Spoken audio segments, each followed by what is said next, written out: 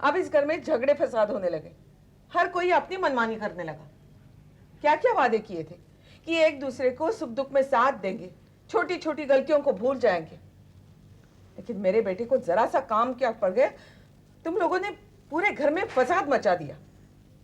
दादी माँ, आप तो जानती हैं मुझे शशि और आकाश की देखभाल करनी होती है, साथ साथ उनको भी देखना होता है, और उसके ऊपर मेरी तबीयत भी ठीक नहीं रहती है। मैं कुछ नहीं सुनना चाहती। विशंबर की बात को मानना तुम लोगों का फर्ज था। विशंबर के पागल है, बेवकूफ है जो उसकी बात को टाल दिया गया। उसने ये तो नहीं कहा था कि उसके दोस्त को कंधे पर लेकर घूमो या दिन रात उसके हाथ पैर दबाओ। सिर्फ वक्त पर खाना और वक्त पर दवाई देनी, उसके लिए भी तुमने इतनी बड़ी मुसीबत खड़ी कर दी। और तुम घर की सबसे छोटी बहू हो।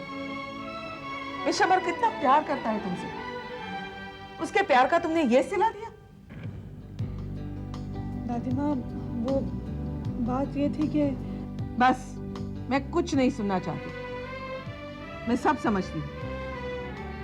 तुम तीनों ने अपने अपने पतियों के कान भर दिए और वो बेवकूफ बिना सोचे समझे आपस में लड़ पड़े। तुम तीनों अपने अपने पतियों को उंगलियों पर नचाना चाहती हो, पर मेरे जीते जी ऐसा नहीं होगा। इस खानदान में हमेशा मर्द का राज चला है।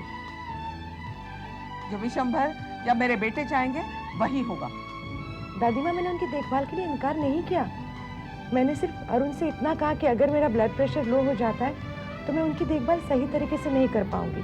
तो उन्होंने कहा कि वो बाबूजी से बात करेंगे। और तुमने उसकी हाँ में हाँ मिला दी। कह नहीं सकती थी मैं सेवा करूंगी? तुम्हें मेहनत मजदूरी करने के लिए थोड़े ही कहा था। जो खुद खाती हो, पति को खिलाती हो, वही उनको खिलाना था। मैंने सोचा था सारी जिम्मेदारियां तुम लोगों पर डालकर मैं थोड़ा आराम कर लूं। ऐसा किया तो तुम भाइयों को भी आपस में लड़वा दोगी। आज जो हुआ है वो आइंदा नहीं होना चाहिए, वरना मुझसे बुरा कोई नहीं होगा।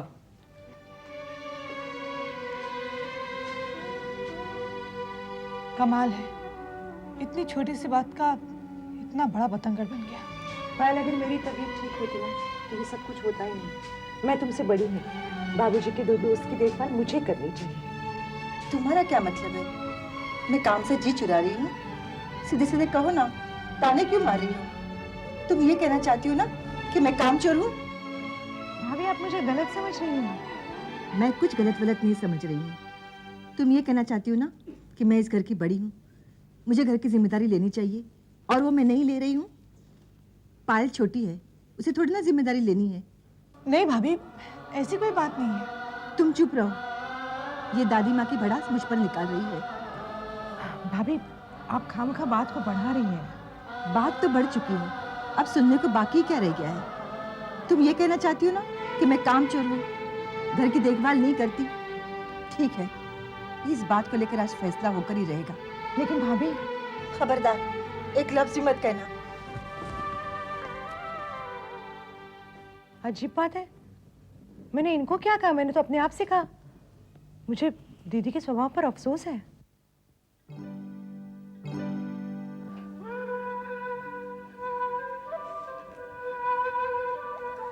क्या हुआ?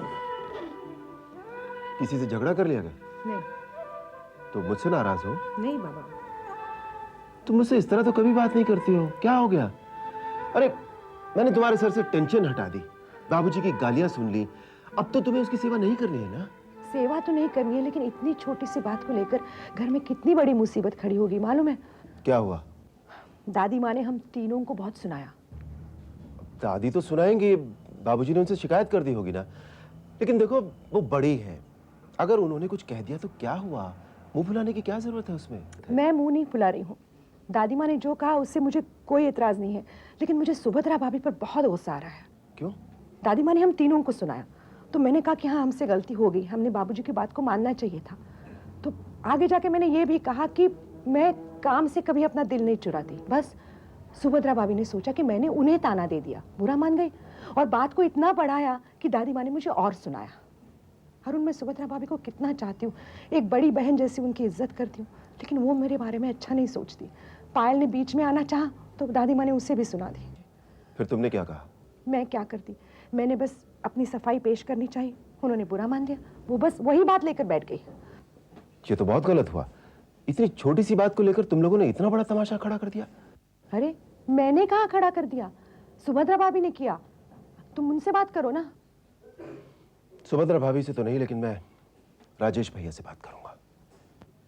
ये कैसे मुमकिन है सुभद्रा?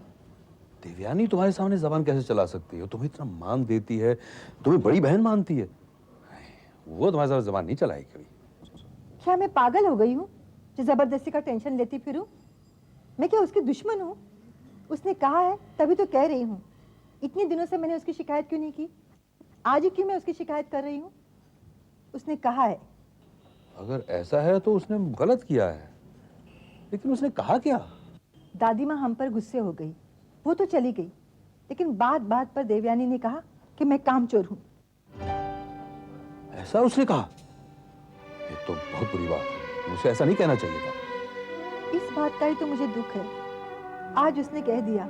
पायल तो वहीं खड़ी थी, वो भी तो कल कह सकती है। नहीं नहीं, तुम फिक्र मत करो, ऐसे कैसे तुम्हें पायल कह देगी कुछ भी? मैं देवयानी को समझाऊंगा। सुभद्रा, ये भी तो हो सकता है कि उसे किसी और सेंस से कहा हो और तुमने कुछ और मतलब निकाल दिया उसका। नहीं नहीं, उसने मुझे ही कामचोर कहा। ठीक है, मैं देवयानी से बात करता हूँ। नहीं, आप देवयानी से बात मत कीजिए। अगर आप बात करेंगे तो बात गलत हो जाएगी। आप अरुण से बात कीजिए, वो समझाएगा उसे। हालांकि देवयानी के लिए मेरे दिल में कोई गलत बात नहीं है, वो मेरी बहन समान है। मैं उसे प्यार करती हूँ ना, इसलिए मुझे वो बात बुरी लगी। मैं जानता हूँ, जहाँ सब लोग इतने मिलजुल के रहते हों, प्यार से रहते हों, तो ये छोटे मोटे टेंशन तो हो जाते हैं। ये हमारे प्यार का सबूत है। तो ये टेंशन छोड़ो, मैं अरुण से बात करूंगा। ठीक है भैया, मैं आपसे कुछ कहना चाहता हूँ। मैं भी तुमसे कुछ कहना चाहता था। पहले आप कहिए। छोटे हो, तुम पहले हो, तुम्हें कहने का हक है। अरे नहीं नहीं, आप बड़े हैं, पहले आप कहिए। अरे पहले आप के चक्कर में गाड़ी ना निकल जाए। चलो मैं ही बताता हूँ। अगर मालूम है, ये देवयानी और सुभद्रा में कुछ मिसअंडरस्टैंडिंग हो गई है। हाँ, यही तो मैं भी कहने आया हूँ आपसे। कमाल की औरतें हैं भैया, उन्होंने हमें एक किया और आज खुद झगड़ रही हैं। होता है, कोई बात नहीं। जब भी हम पति हैं ना, तो हमें एक होकर उन्हें समझाना चाहिए। देवयानी छोटी है, उसे सुभद्रा को इस तरह से नहीं कहना चाहिए था। पता, उसने उसको कामचोर कहा। नहीं नहीं भैया, ये गलत बात है। देवयानी ऐसा कह ही नहीं सकती। देवयानी ने कुछ कहा होगा और भाभी ने उसका कुछ और मतलब निकाल लिया। मुझे देवयानी पर पूरा विश्वास है। तो मतलब मुझे अपनी पत्नी पे विश्वास नहीं है? भला सुभद्रा मुझे ऐसा क्यों कहेगी? उसकी देवयानी से कोई दुश्मनी है क्या? कोई ऐसे कुछ बोल देता है? देवयानी जरूर उसको कहा होगा ऐसा ही। नहीं नहीं भैया, आप इंसाफ की बात कीजिए। आप यूं ही अपनी पत्नी की तरफदारी मत कीजिए। तरफदारी मैं कर रहा हूँ या तुम कर रहे हो? तुम कहना चाहते हो कि सुभद्रा गलत है? मैं गलती नहीं बता रहा हूँ, जो बात है उसे क्लियर कर रहा हूँ। मतलब क्या तुम्हारा? कि सुभद्रा गलत है? देवयानी जो भी कहेगी सुभद्रा को सुन लेना चाहिए। मेरा मतलब यह है कि अगर वो बड़ी बहू है तो क्या वो अपनी मनमानी करती रहेंगी? मनमानी? मनमानी कौन कर रहा? देवयानी ने सुभद्रा के साथ बदतमीजी की है और उसका जवाब सुभद्रा ने दिया है। बदतमीजी नहीं की उसने। देवयानी ने बदतमीजी की है, उसे सुभद्रा से माफी मांगनी पड़ेगी। नहीं मांगेगी माफी। क्यों मांगेगी? गलती भाभी की है, उन्हें अपनी गलती का एहसास करना चाहिए। एहसास तुम्हारी पत्नी को करना चाहिए। उसे कहो सुभद्रा से माफी मांगे। मैं अपनी पत्नी को इतना नीचे नहीं गिराऊंगा। अच्छा, बड़ी भाभी से माफी मांगने से वो नीचे गिर जाएगी, हैं? जब तक देवयानी सुभद्रा से माफी नहीं मांगेगी, सुभद्रा देवयानी से बात नहीं करेगी और मैं भी तुमसे बात नहीं करूंगा। अगर आप अपनी पत्नी को बीच में लाकर गलतफहमी पैदा करके झगड़ा करने की कोशिश कर रहे हैं तो ये आपकी मर्जी है, और अगर आप बात नहीं करना चाहते तो it's alright, it's fine with me. नहीं करूंगा, नहीं करूंगा।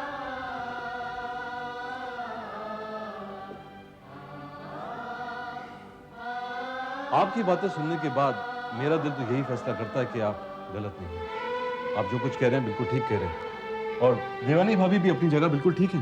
ये सारी गलती बड़ी भाभी की है। देखो सुमित, अगर तुम इस तरह किसी एक की तरफदारी करोगे तो बात तो और बिगड़ जाएगी। और ये वक्त ये सोचने का नहीं है कि किसने गलती की या किसने गलती नहीं की, बल्कि ऐसे वक्त में हम लोगों को ये सोचना चाहिए कि इस झगड़े को कैसे सुलझाया जाए और अपने आपस की गलतफहमियों कैसे दूर किया जाए। क्यों भैया? वही तो मैं भी चाह रहा हूँ, और इसीलिए मैं राजेश भैया से मिलने भी गया था।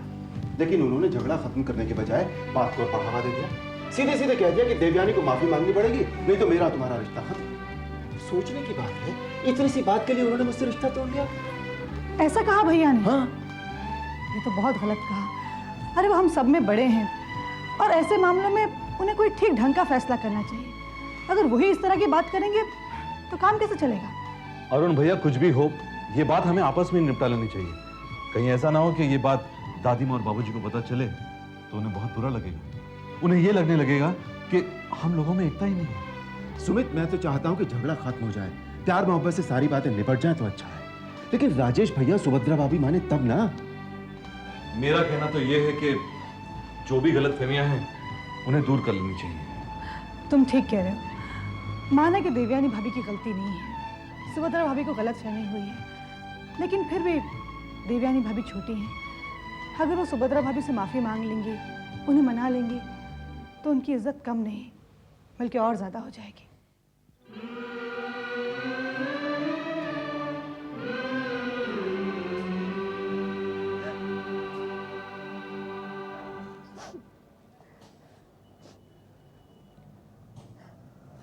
क्या बात है बहू, क्यों रो रही हो? अरे रोती रहोगी या कुछ बताओगी भी? बाबूजी, मुझे ऐसा लग रहा है इस घर में मैं पराई हो गई हूँ। मेरा कोई नहीं है, सब बेगाने हैं। नहीं नहीं बहू, ऐसा नहीं कहते। यहाँ सब तुम्हारे अपने हैं। नहीं बाबूजी, मेरा कोई नहीं है, कोई नहीं है मेरा। क्या हुआ? राजेश ने कुछ कहा क्या? तुम मुझे बताओ, अभी जाकर मैं उसका कान खींचता हूँ। नहीं, उन्होंने कुछ नहीं कहा। तो किसने क्या कह दिया? अरुण, सुमित, पायल और देवयानी मेरी पीठ पीछे बातें करते हैं, मेरे बारे में उल्टी सीधी बातें करते हैं। ऐसा क्यों करते हैं वो लोग? आपके दोस्त कमलकांत को लेकर दादी माँ ने हम लोगों को डांटा, और उसी बात का गुस्सा देवयानी ने मुझ पर उतार दिया। ये बात इतनी बढ़ गई कि अरुण और उनमें झगड़ा हो गया, और वो दोनों रिश्ता तोड़ने पर उतारू हो गए। अच्छा, ऐसी घटिया हरकत की उन लोगों ने? मुझे उनसे ये उम्मीद नहीं थी। बाबूजी, इस फसाद की जड़ मैं हूँ। अगर मैं आपके दोस्त की देखभाल करने के लिए राजी हो जाती तो ये मुसीबत ही ना खड़ी हो जाती। आने दीजिए उनको, मैं उनकी देखभाल इतनी करूंगी, इतनी उनकी सेवा करूंगी कि उनकी नजरों में आपकी इज्जत बढ़ जाएगी। कमलकांत का फैसला तब होगा जब वो आएगा, लेकिन उससे पहले मुझे इन लोगों का फैसला करना है।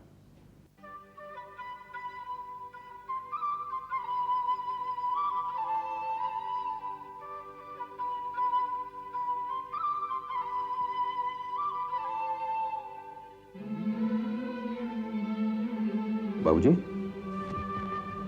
बहुत चुप चुप हैं, क्या सोच रहे हैं? लगता है आपके दिमाग पे कोई उलझन है। हाँ बेटे, बहुत उलझन में हूँ।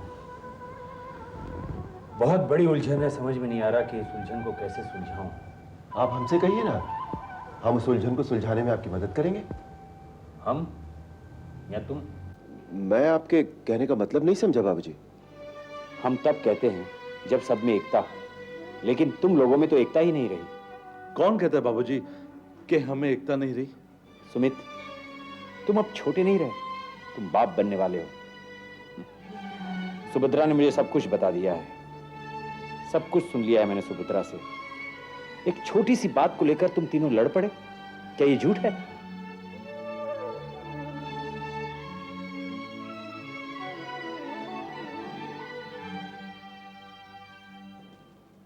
खामोश क्यों? बोलते क्यों नहीं? क्या इसी दिन के लिए मैंने तुमको इकट्ठा किया था कि छोटी छोटी बात पर लड़ पड़ो? क्या एक छत के नीचे रहने का फैसला क्या इसीलिए हमने किया था कि तुम लोग दोबारा लड़ाई शुरू कर दो? अगर मुझे पता होता कि तुम लोग दोबारा झगड़े शुरू कर दोगे, लड़ाई शुरू कर दोगे, तो मैं तुम लोगों को कभी एक नहीं करता। बाबूजी, बस बेटा बस, बहुत अच्छा तोहफा दिया है तुम लोगों ने मुझे। मुझसे बहुत बड़ी भूल हुई, मुझे माफ कर दो। अब मैं तुम लोगों को बांध कर नहीं रखूंगा। तुम लोग अलग अलग होना चाहते हो तो मैं रोकूंगा भी नहीं, दिल पर पत्थर रख लूंगा। बस आखिरी सांस के वक्त एक अफसोस रह जाएगा कि विशंबरनाथ दीवान का परिवार कभी एक ना हो सका, कभी एक ना हो सका। बस बाबूजी बस, हम बहुत शर्मिंदा हैं, हमें अफसोस है अपने किए पर। गलती मेरी है, मुझे अरुण को समझना चाहिए था। नहीं भैया, मैं छोटा हूं, समझना तो मुझे चाहिए था। I was wrong, I am sorry भैया। सबसे बड़ी गलती मेरी है, इनको एक करने की बजाय मैं भी इनके झगड़े में शामिल हो गया। बेटा, अब ये सब कहने से क्या फायदा? दिलों में खलिश तो पैदा हो ही चुकी है ना। नहीं बाबूजी, आपकी ये तकलीफ सुनकर वो खलिश हमेशा के लिए खत्म हो गई है। हाँ बाबूजी, हम वादा करते हैं कि भले ही दुनिया बदल जाए, लेकिन हम तीनों की एकता कभी नहीं टूटेगी। देखना बाबूजी, दुनिया मिसाल देगी कि बेटे हो तो विशंबरनाथ दीवान के जैसे। शाबाश बेटा, शाबाश। आज तुम तीनों ने इस बूढ़े की जीने की तमन्ना और बढ़ा दी।